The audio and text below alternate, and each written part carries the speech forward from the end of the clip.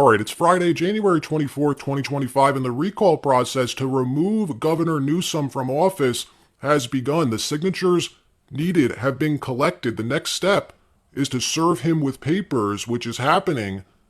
Also, Trump's DNI pick, Tulsi Gabbard, just hit a major hurdle in her confirmation process. Rhinos in the Senate apparently pissed off about Trump ordering the complete declassification of the JFK, the RFK, and MLK files, which ties directly into Trump's DNI nominee. We're going to explain what's happening.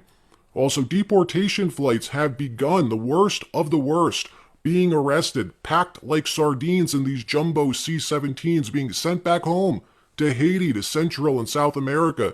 We're going to show you the latest, and more utter corruption being exposed inside our legacy media. Wait till you see this. But before we get started, thank you for liking and sharing these videos. It really helps out the channel. And consider subscribing so you don't miss these regular updates.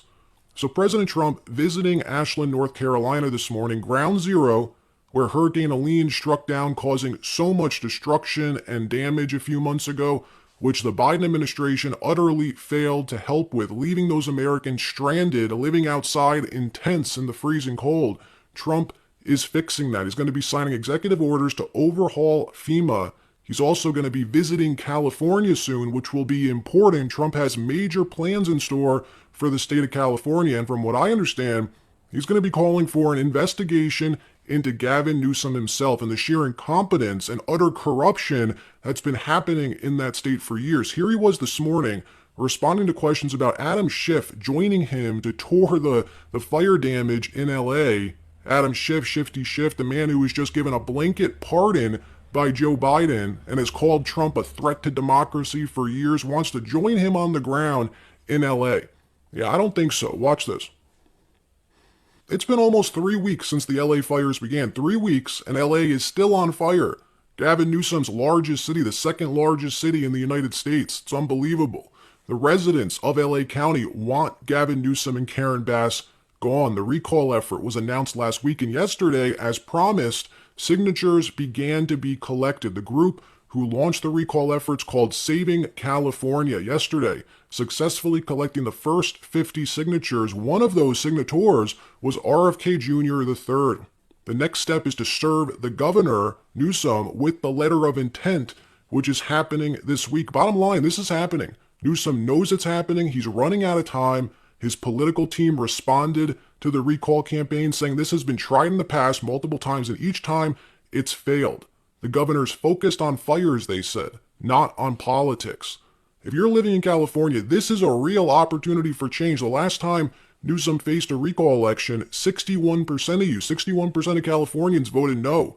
The reason is because LA County was solid blue, or is solid blue. LA is Newsom's stronghold. Well, not anymore. LA wants him gone.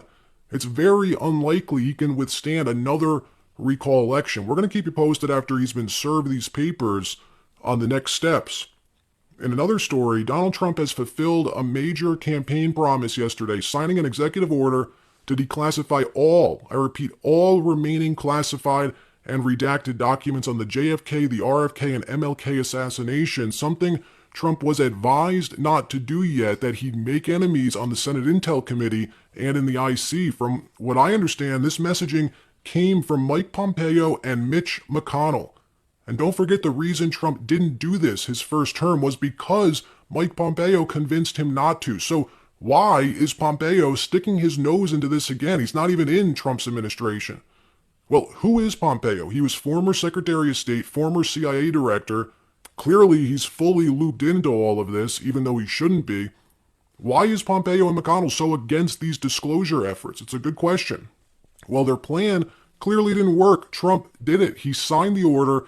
Listen closely to what he said after signing it. This is important. Make sure you give this one to RFK Jr. Doing this now was incredibly important. This was more than just a campaign promise, more than just a personal promise he made to RFK Jr., which he's now fulfilled. This was a message. He was sending a message, and it didn't come for free. Tulsi Gabbard is now on the chopping block. She's enemy number one. They need to kill her nomination if they want any chance at stopping these declassifications. And this is why her confirmation is so important. DNI, the Director of National Intelligence, is the person who physically signs off, approves the declassification. That person can slow walk the process. That person has a lot of sway and control over what is actually released to the public. Tulsi, though, fully backs this. She shares our view that the American people have every right to see and know what our government's doing. Well, her confirmation's now in jeopardy. Hours after Trump signed this EO, he was told that Lisa Murkowski, Susan Collins, and Mitch McConnell will most likely be voting no on Tulsi. Trump can only lose 2 votes if there's no Dem defections. Was Pompeo involved in orchestrating this somehow? Was he working with McConnell on it? I don't know for sure, but that's what looks like to have happened, and Trump is pissed, very upset. So upset, in fact, he pulled Pompeo's Secret Service protection. That's Trump fighting back, and that's not a small thing. Pompeo has a lot of enemies around the world. He also pulled Fauci's Secret Service protection last night. Here he was this morning, asked if he'd feel responsible if something happened to Fauci or Bolton or Pompeo because he did this. Watch his response. Look, it's like we've said dozens of times. Trump needs to stay on offense. That's been his plan since he won in November, to overwhelm these people, keep the resistance on defense, come in with a shock and awe approach so they can't keep up, and that's what's happening. He's on total offense, signing executive order after executive order to expose these people, expose the corruption, start declassifying everything, shut down the DEI offices, pull out of all these NATO or UN treaties, rather, pull out of the WHO, strip their security clearances, which he is doing. That's what's happening here. History is happening in front of us, folks. History is being made, and it's happening very fast. In another story, Trump's mass deportation plan is fully underway. Deportation flights have begun. The worst of the worst are being arrested and now packed like sardines in these jumbo C-17s and 2 C-130s last night, being sent back home to Haiti, to Central and South America. Last night, ABC News confirmed that 4 military cargo planes have been positioned for deportation flights of these illegal aliens. This morning, the White House released this video showing them boarding the flights. And it's not just these ICE deportations. Migrant encounters at the border ports of entry have cratered since Trump took office. This is the Trump effect in action. This morning, roads heading out of the United States to Mexico are jam-packed. These illegal migrants are deporting themselves, self-deportation. They don't want to be arrested. They'd rather choose to leave on their own, and good riddance. In another story, left-wing publication Politico has just been exposed and outed for blocking negative stories about Joe Biden, about Hunter Biden, and the infamous Hunter Biden laptop story. Former Politico reporters Mark Caputo and Tara Palmieri have come forward to blow the whistle on the paper's corruption. Mark Caputo says, "I was told the order came from on high at Politico. Don't write about the laptop." And the only thing Politico wrote was that piece that called it disinformation. Watch this. What happens yesterday? I'm going to get into this in a little detail because this matters to me, having done advanced work in the past. We can't have this going forward. Donald Trump, J.D. Vance, and their families, in this tradition that happens just about every cycle, which is probably done now thanks to this lady who destroyed it, goes through this national prayer service thing the day after the inauguration. Just so you know, it pretty much happens in every presidential inauguration afterwards. This is probably the end of it. You can thank this bishop. She's really a political activist, deserves no respect from you at all. And this fake bishop in church decides it's a good idea from the pulpit to attack Donald Trump with a political speech. Now, let me say in advance, because I'm not a hypocrite. You may be surprised, but I don't mind addressing political issues in church at all. Matter of fact, Father Marty, who's a good friend, has no problem whatsoever going after current issues and tying it to faith and religion. I'm not a fraud. What I have a problem with is the decorum here. This is a national unity prayer breakfast for Donald Trump. If you don't like Donald Trump and his issues, then you're not the person to speak there. You take this as an opportunity to ruin the whole thing for everybody? Watch this debacle. Check this out. I don't know whose reaction is better there. JD clearly looking towards the second lady, Usha, like, what the hell is going on? Like, where did they find this? Or Donald Trump sitting there like, of course, he's classy. This fake bishop isn't. Turning his head, cocking it to the side a little bit. Like, am I really listening to this right now? A lady forcing left-wing platitudes down everybody's throat on a moment of supposed national unity? Or the family. Did you see Tiffany Trump in the background? Right? Tiffany Trump is like, good for you. Tiffany stays quiet. She's not really the most vocal member of the Trump family when it comes to politics stuff. But she's sitting there like, are you for real? Like, who picked this fake bishop out there? I want to talk about this. Someone who did this for a living. This is really, I'm not trying to throw anybody in the bus, folks, but again, I'm an outcomes guy. We had a bad outcome yesterday. Trump handled it well. He was asked about it later. He said, listen, I'm not happy with this. Did you like it? It was boring. And then he posted on True Social about it. I don't know if you missed this story. It broke kind of last night. I say story loosely because it's totally fabricated. How do I know it's fabricated? Because the parties to the story are all denying it. Pete, the wife, the family, everyone else. Senate learns of new allegations against Hegseth. The defense secretary nominee's former sister-in-law in an affidavit said she witnessed his drunken aggression and that his second wife worried about her safety. Fascinating story. Why do I say fascinating? Because they reached out to the second wife. You would think the second wife would have something to say about it, right? I mean, it's her story. The second wife said these claims are totally inaccurate, they're ridiculous, and that she was contacting her attorney and that no one speaks for her. That's kind of fascinating that the media that supposedly prides themselves on independent journalism, democracy dies in the darkness and all, has the opportunity to speak to the woman directly. She entirely, completely refutes the story, and then they run it anyway. I mean, what about the woman who claims she was molested by Joe Biden? Did she ever get her story in the media? What about the shower story in the diary with Joe Biden? Is that ever going to any play in the media? Chuck Ross notes, here's the mechanism at play with the Hegseth allegation. It's the same as the Steele dossier.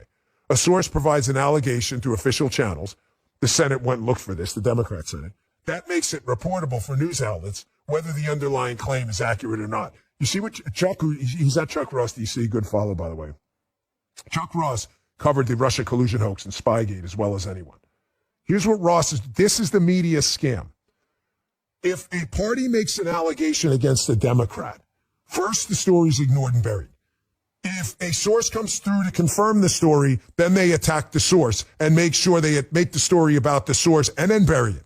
If the story still makes it through to the mainstream media about a Democrat and the source winds up somehow breaking through the media wall of silence, what do? They write a story about Republicans pouncing. The story becomes about the Republican reaction to it. It doesn't become about the Democrat story. You get it? Ignore the story at first. Attack the source if the story is confirmed by the source. If that doesn't work, ignore the story by focusing on the Republicans' reaction. But Republicans pounce on Adam Schiff's. This is what they do. Thank you. Every single time we forget we have that. Every single time. This is what they do. But when it's an allegation against a Republican, Chuck Ross is correct. What you do is you have a Democrat senator initiate a fake investigation into a charge they know is false. Pete Hegseth, drunk and aggressive. They know it's fake, okay? So what do? They go out and search for someone who doesn't like Pete. They get them to say something that fits the narrative, true or not. The media then says, well, we can't confirm it, but I want you to know left-wing commie Senator Dick Durbin is talking about this with someone. And it's a way to get the story out there without getting the story out there and doing actual journalism to confirm it. You see what they do? Every single time, ladies and gentlemen. It's called the wrap-up smear. Where have we heard that before? Nancy Pelosi, who's usually tactically pretty smart, was once dumb enough to air how exactly this works, the wrap-up smear, by telling you how they do what they do.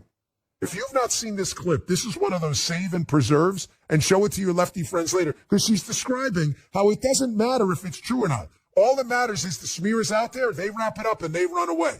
Don't listen to me. Listen to her. Check this out.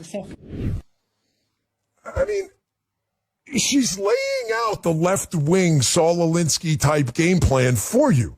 I mean, what part of this could you possibly be confused about? She's telling you how they do it. President Trump, we're just minutes again from him being, the president. But he wasn't even out of office, Joe Biden, this weekend. And his inner circle, his cabinet, is already turning on him. I want you to listen to this soundbite and then we'll dip back into Capitol Hill. Here's Mayorkas hinting in a weekend interview that, hey, man, it really wasn't me who wanted to open the border. There were basically a wide variety of opinions. Make no mistake, this is him throwing Biden on the bus, saying, I didn't want to do that. Biden told me to do it. This is just the beginning of the shitstorm that's coming once Biden's officially out of office. Watch for yourself. Folks, tell me you don't see what's going on here. I know you guys and ladies out there are way ahead of the average political viewer because you watch this show and I read your comments in the chat and on Facebook and elsewhere. Did you catch it? He's already throwing a guy under the bus. He wasn't even out of office yet. What do you think is going to happen when Biden's political power and his political bank account? I'm not talking about cash, cheese, queso, or bread. I'm talking about his political power. Donald Trump has political power. Even when he's out of office, his endorsement can change an election. A true social post can change a policy.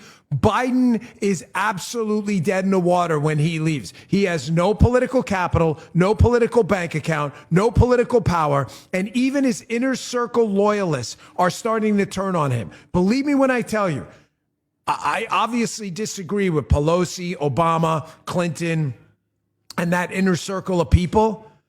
But they still have a lot of whack and the ability to hurt you bad. You do not want the Obama organization, the Clinton mafia, and all of the Pelosi crew, Schumer, and all of these losers coming after you, and then your inner sanctum, Mayorkas and others, are start to turn on you. It's only a matter of time before Lloyd Austin and others start to turn on him.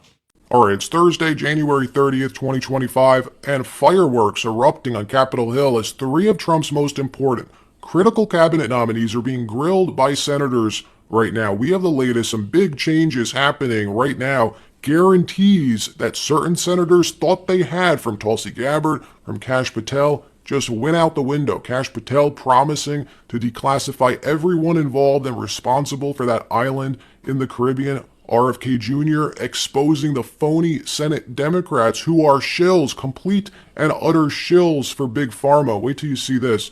But before we get started, thank you for liking and sharing these videos. It really helps out the channel. And consider subscribing so you don't miss these regular updates. RFK Jr., he's back on Capitol Hill again, being grilled by the Senate Health, Education, Labor, and Pensions Committee this time, being attacked by Democrat after Democrat. Why are they so scared of RFK Jr.? Why are they going after him so hard? Because these senators do the bidding of Big Pharma. We played one of the worst examples of this yesterday, Senator Elizabeth Warren, who is a shill, a complete and utter shill for Big Pharma, trying to get RFK Jr. to commit to not suing pharmaceutical companies in the future. What a freaking disgrace that was. Well, today, it got even better. The largest beneficiary of Big Pharma, and of all the Dems and Republicans sitting on that committee, is guess who? Bernie freaking Sanders, receiving $1.5 million in campaign contributions from these big pharmaceutical companies. A complete phony. Watch RFK Jr. call him out for this. Watch as the crowd breaks out in applause. The people, the American people, are sick and tired of the corruption. This is great. Let's watch. Fireworks also erupting across the hall as Tulsi Gabbard and Kash Patel are being grilled by the Senate Select Committee on Intelligence. These three cabinet nominees are critical to Trump's success over the next 4 years, and it's why what's happening right now is what we all knew was going to happen, right? They're trying to kill their nominations. If you want to see transparency, real government transparency, then we need both Kash Patel as FBI director confirmed. We need Tulsi Gabbard as DNI confirmed and RFK Jr. confirmed as well. Everything that Trump orders declassified and disclosed, realize it goes in front of a small group of gatekeepers first on the National Security Council before any Americans get to see it. Most importantly, the DNI has huge sway over what the American people actually get to see. The Chief Intelligence Officer of the United States, that being who? Tulsi Gabbard. So if you were wondering why senators are trying so hard to take her nomination, just listen, really listen to her opening statement. Watch this. Right now, we know of 6 Republican senators who haven't committed to a yes vote yet, saying publicly that they have concerns over Tulsi. It's highly unlikely she's going to get any Dem votes, even though she was a Dem just a few years ago. She was running for president as a Democrat. One of the conditions she was given to secure those senator votes was to do 2 things. First, to disavow Edward Snowden, and second, to publicly support FISA Section 702. That's the section of FISA that allows warrantless surveillance on American citizens. Clearly and blatantly unconstitutional. Think about that. In order for her to get these 6 Republicans to vote yes, they want her not to oppose it. It's insane. Well, we've been hearing for the past week that Tulsi was supposed to play ball. Well, both of these moments just came. Here's how she answered with regard to Edward Snowden. Watch this first. And there's people on social media that will try to make a big deal out of this, that she flipped her position. She didn't. She needs to be confirmed, folks. And I know that Tulsi believes Edward Snowden is an American hero. I got a lot of love for Tulsi Gabbard. This is how the game's played, though. And here's where it gets interesting, very interesting. With regard to FISA, I was shocked she didn't play ball. I was under the impression she was going to. She didn't. Watch this. The other Trump nominee that we've been watching and following today is Kash Patel, incoming FBI director, hopefully, being grilled by Senate Dems. Personally, I believe Kash Patel's position as FBI director is hands down one of, if not the most important position of all of them. The FBI, it's the enforcement arm of the DOJ. The DOJ has become grossly politicized, as we all know. Everything that was brought against Donald Trump over the last 8 years came at the direction of the DOJ, carried out and executed by the FBI. Everything we saw that we've been fighting against collapses without the FBI. They are the body that does the law enforcement work for the federal government. They're federal police. They are the muscle that carries out the political action of the DOJ. It's why it's so important, critical, that Kash is confirmed as FBI director, because he not only understands this, but he's fearless, he's loyal, and he has a plan. Here he was a few months ago on the Sean Ryan podcast explaining what he'd do once confirmed. Watch this, then we'll show you what's happening in the Senate hearing today. It ties together. Watch this first. Now, we wholeheartedly support Kash's nomination on this channel. He's no Christopher Wray, all right? He will bring a wrecking ball to that agency, dig out the rot that's infested it since the J. Edgar Hoover days. Watch him make a bumbling fool out of Senator Klobuchar on this issue. Watch. If we want to see the truth about what happened on J6, about the origins of the pandemic, about what really happened on that island in the Caribbean, who is involved with these trafficking networks, who's still involved, how high it goes, the real rot that the leaders of these agencies have been covering up for decades, we need Kash confirmed. Watch him here. Now, what happens next is the Senate Select Committee on Intelligence will be holding a vote to see if Tulsi and Kash have enough support in committee to bring their confirmations to a full Senate vote, which may happen tomorrow. We're going to keep you posted as we learn more. That wraps up this episode. Like, subscribe. We'll see you next time. Donald Trump wants interest rates to come down. Folks, I think that's a real mistake. I believe me, as an investor, significant investor in Rumble and the stock market, it would benefit me for interest rates to come down because it's easy money for companies. However, I really don't think it's good for the economy right now. We've got to suck this inflation out. I'm not saying we need an interest rate hike, but I don't think we need interest rates to come down right now. We got to dry up a little bit of the money supply. But listen to him. Here he is saying, hey, I'm going to squeeze these guys and we'll see what happens. Check this out. You know where this comes from? I've had a lot of conversations about this with him. He's a real estate guy and he's a business guy. And obviously as a business guy, I'll just ask you a simple question, folks. You're a business guy. You have to take out a $10 million loan to build up a property you renovated. You want to pay 5% interest on the loan or you want to pay 10%? Okay, thanks. 5%, correct? That's where this comes from because he's a business guy. I don't fault him for it. I'm not mad at him. I just think it's a mistake. If we push interest rates down and inflation explodes, he's going to have a far bigger problem to deal with. Because, folks, as you've seen with inflation, he's like, shut up, right? Do I have to shut up? Tell me to shut up. I mean, am I good? Okay. Folks, is this annoying? I know these economic segments, people hate them. If interest rates come down too much and money starts flooding through the economy again and inflation ticks up to 5-7%, we're going to have a lot big problems to deal with, okay? You don't want to pay $72 for cat food. That's why. The only area I disagree, I think we should stop. I think we should definitely chill on that. Okay, moving on. Here's another thing I would like Donald Trump to really get on right away. I know he's looking at it. I know his team is looking at it. They were all over this. Folks, the European Union is totally effing us over. They're effing us at the drive-through, Leo Getz style. They are screwing us over. I've seen it with Rumble. I don't know if you know this, but the European Union is pushing this misinformation and disinformation laws. And that's why Rumble is not in a lot of foreign countries. We're not in France. We're not in Brazil. Because Chris from Rumble, Pavlovsky, who I admire greatly, Chris was told by foreign countries, hey, you need to censor this stuff or we're going to pull your site down. You know what Chris said? double-barreled FU, we're pulling the site down in advance because Chris is a good guy. And thank you for Rand Paul for the shout-out for Rumble, saying that the whistleblower, Chia Morella, that the only place you were allowed to talk about that was Rumble. And that's correct. Thank you, Rand Paul, for the shout-out. Bottom line, we have to fight this right away because American tech companies are going to be destroyed. True Social, Rumble, and others if this EU censoring continues.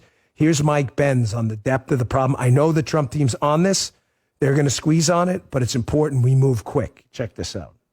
I need to look this up. I'm not one to assign homework, okay? I'm not your school teacher. I'm not your preacher, your imam, your rabbi, or anything. But if there was a homework assignment and you were interested in it, I strongly encourage you over the weekend to look up the DSA, the Digital Services Act. It is a big deal. What really kind of tipped the edge yesterday, though, was Joe Biden pardoning his inner circle of family members, Mark Milley, Anthony Fauci. We addressed it a little bit yesterday, and I told you I was going to dig into the weeds on this because there's a theory out there. I'm not just putting it out there. Do not kill the messenger. I don't want to get that. It's the golden rule of the show. And after this adventure today, if I got that after that, I'd be very upset. Okay, here's Chuck Schumer on preemptive pardons. In this case, though, he's talking about Donald Trump, and I want you to notice how he doesn't seem to care about the hypocrisy here at all. You play him this clip, he genuinely doesn't care. I want you to understand, Chuck Schumer, because I know I'm going to get this. I know no matter how many times I try to say it.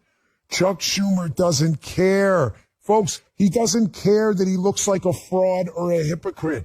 I need you to tattoo this on the frontal lobe of the cerebral cortex. He doesn't care. Communists only care about power. If someone is sacrificed as some kind of sacrificial lamb, I always give the example of the communists in Cuba when they threw people up against the wall and shot them because they were, the bourgeois, whatever. Do you think they really cared when the family was like, hey, you just shot my son, yet you guys are living this really rich lifestyle? They were like, whatever, there's something in my eye. You get the point. They don't care. They care about power. However, because they care about hierarchy. They were on top, and we weren't at the time. Now that Joe Biden was on top in that hierarchical ladder of power, they, of course, are going to be. That's what they do. Abusers of power abuse power. This shouldn't surprise anybody. That's what Chuck Schumer does. I'm going to play another clip coming up in a second, but I'm going to throw this out there. Wall Street Journal folks who definitely lean center-right, if not even left on some issues, they have a theory out there this could help Donald Trump in two ways.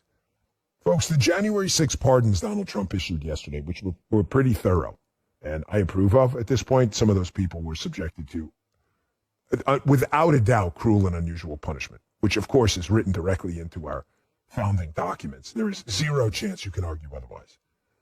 So I obviously agree with these pardons. But I also agree with the statement they were making that these were going to be politically controversial, and there's no doubt about that. This gives squishy Republicans, and they're out there. I wish they weren't, but squishy Republicans are out there. You know it and I do. Squishy Republicans do not want to be confronted outside of their office by Manu Raju or anyone else from CNN or MSNBC. How do you feel about the January 6 pardons? Because they don't want to have to answer questions in swing districts. You guys see in the chat what I'm getting at right now? If you're a P1 and you're really tactical, you know exactly where I'm going with this. It gives squishy Republicans a talking point.